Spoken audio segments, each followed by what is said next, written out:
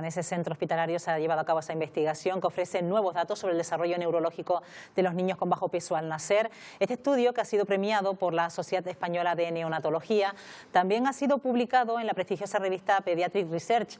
El trabajo científico ha venido a cuantificar el grado de madurez del desarrollo de la función cerebral en los primeros días de vida. Para ello, se ha establecido una comparativa entre aquellos bebés que han nacido con bajo peso y los que lo han hecho con el peso adecuado. Bueno, y para hablar precisamente de este estudio se encuentra esta mañana con nosotros Ramón Castro. Es profesor titular de la Universidad de La Laguna, vinculado a una plaza de neonatología del Hospital Universitario de Canarias. Doctor Castro, ¿qué tal? Muy buenos días. Muy buenos días. Bueno, yo creo que para empezar a explicar un poco este estudio tendríamos que saber qué se entiende por bajo peso. Pues bajo peso se entiende nacer con un percentil inferior al 10. Eso significa que el 10% de los niños con bajo peso. Pero no es un peso concreto porque se lleva a cabo con unas tablas que ha elaborado la doctora Nieves González, colaboradora del trabajo, en la que se tienen en cuenta para ese bajo peso pues la raza, la talla de los padres, porque todos tenemos un código genético por el cual nacemos con una talla. Claro. Se supone que son bajo peso porque hay algo que les ha impedido tener el desarrollo de peso adecuado. Claro. Por eso es bajo peso. Claro, y es muy importante que estamos hablando de niños que son los que forman parte de este estudio, que no son niños prematuros, son niños nacidos a término. Niños nacidos a término, sí. ¿Y en qué consistió el muestreo exactamente, doctor? El muestreo se iniciaba desde intraútero, porque se les medía parámetros biométricos intrauterinos al bebé, como es el tamaño del fémur, y también se le hacían datos de la ecodoppler pulsada en la placenta y en el cerebro de los niños. Y los niños que estaban afectados pues se incluían como un bajo peso, ya diagnosticados intrauterinamente. Y después se cogían otros niños que también se llevaban al hospital con peso adecuado intrauterinamente y no tenían nada, eran niños sanos con un peso normal al nacer. El caso es que este estudio pues, ha resultado reconocido porque ha demostrado cuestiones que no estaban escritas, no estaban descritas hasta el momento, que es que un niño que tiene bajo peso, relativo evidentemente, dependiendo de cada niño, puede desarrollar algún tipo de problema, además en varias áreas de su desarrollo, ¿verdad? Sí, lo que estaba descrito que algunos niños con bajo peso o con crecimiento intrauterino restringido, estaba demostrado que podían tener algunos, no es cuestión tampoco de alarmar, ¿no? Claro. Algunos podían tener problemas en la escuela, pues trastornos por déficit de atención, trastornos de comportamiento, menor rendimiento escolar.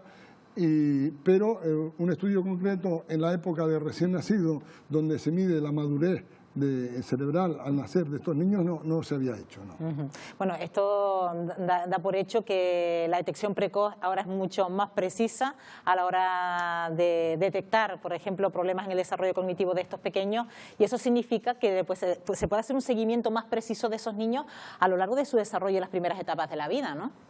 Sí, por supuesto. El trabajo demuestra que en estos niños de bajo peso al nacer, algunos parámetros de la electroencefalografía, si dan inmadurez, son niños que están en más riesgo de tener más bajas puntuaciones en los scores de los test de neurodesarrollo. Tienen más bajas puntuaciones en el desarrollo cognitivo, en el desarrollo del lenguaje y en el desarrollo motor.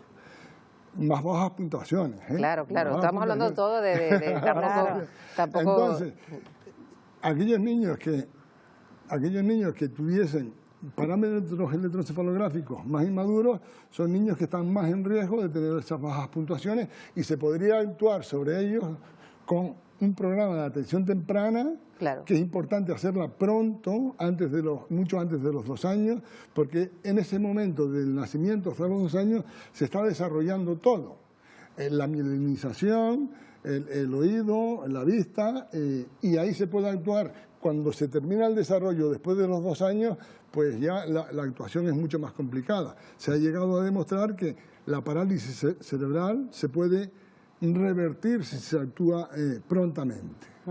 Por ejemplo, para que los padres también lo entiendan, si por ejemplo en esos 2 años de vida, por ejemplo, un niño no ha aprendido a hablar en condiciones, no ha aprendido a caminar, es porque a lo mejor tiene un problema, un déficit en el desarrollo cognitivo, porque quizás ha nacido con bajo peso, ¿tiene algo que ver? Porque muchos padres se suelen preocupar, ¿no? Mi hijo a los 2 años todavía no me camina, todavía no me habla, o tiene algunos retrasos con respecto a otros niños de su edad. Bueno, el bajo peso puede influir en ello, pero pueden influir otros problemas. Claro, claro. Bueno, un niño que tiene un problema en el lenguaje puede tener otro problema, que no tiene que ver con el bajo peso. Claro. Hay muchas enfermedades que pueden dar un retraso en el lenguaje o en el desarrollo motor o en el desarrollo cognitivo. Claro, pero este estudio lo que ha logrado es el hecho de que estos niños estén detectados pues, por todas esas pruebas que se le hacen ya intrauterinamente, es que a partir de que nacen, pues esa atención tan temprana puede hacer que se iguale el desarrollo a partir de los 2 años, ¿no? No sé si igual o no, pero que mejora muchísimo. Claro. No es lo mismo un niño que tenga un cociente de inteligencia del 120% que uno que la tenga en el 110, siendo los dos por encima de ese 10%. Puede ser que en la competitividad futura de ese niño esté disminuida. Si nosotros hacemos una actuación donde el de 110 llegue por lo menos hasta 118, aunque no llegue a 120, pues podría ser una medida de gran impacto sanitario. Claro. Bueno, de hecho, esos niños con los que se han hecho el muestreo, ya hoy en día tienen 2 añitos más o menos. No, ya tienen más. Ya tiene más de 2 años. Sí, entonces, el seguimiento se le ha hecho hasta los 2 años. Hasta los ¿no? 2 años, y sí. las conclusiones que se han sacado ya en base a ese estudio de todos esos niños que han participado de ese muestreo, ¿cuáles han sido, doctor? Las principales conclusiones es que muchos de estos niños al nacer ya tienen un retraso madurativo en el electroencefalograma y algunos de ellos tienen pues, menos puntuaciones en el desarrollo motor, de lenguaje o cognitivo. Haber descrito este asunto pues, es interesante por todos los efectos que puede tener en la detección de estos niños y también les ha valido un prestigioso premio de la Sociedad Española de Neonatología. O sea que estamos hablando, imagino que estará muy satisfecho usted y todo el equipo que ha participado, ¿no? Bueno, impresionante, no lo esperábamos, ¿no? Figúrese, claro, que para ir al premio enviamos el trabajo, ¿no? El trabajo iba en inglés, tal y como lo publicamos después, y va con un lema, con un seudónimo. O sea, no se sabe de dónde procede ese estudio, claro. Y entonces el tribunal no sabe quién es el que... Claro. ¿no?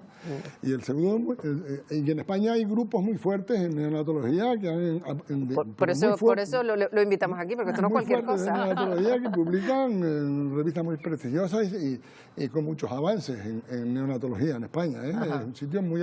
que estamos a la vanguardia, ¿no? ¿sí? Sí, efectivamente. Con lo cual más valor tiene. Sí, y entonces, fíjese que el lema que le pusimos, el seudónimo era al menos un accessit, porque no pensábamos llegar a tanto, ¿no? No pensábamos llegar bueno, a tanto. En cualquier caso, usted no quería dejar pasar la ocasión para decir que bueno, aunque son niños nacidos en el Hospital Universitario de Canarias, también en esto también forma parte el equipo de la Universidad de La Laguna. Sí, porque ha sido con un proyecto de investigación financiado por la Universidad de La Laguna a través de, tengo que decirlo, a través de CaixaBank, la obra social de CaixaBank. Con todo lo que supone... Un dinero que nos permitió contratar a un psicólogo que evaluaba a los niños a los 2 años. Claro, porque esto cuando se habla de este tipo de proyectos, estamos hablando de proyectos que se prolongan en el tiempo, que llevan muchísimas horas de investigación, que hay que estar atento a todos esos sujetos, hay que mantener la investigación años, como hemos dicho, en el tiempo, con lo cual no es cualquier cosa lo que supone un estudio de este calibre, ¿no? No es cualquier cosa. Lleva mucho trabajo.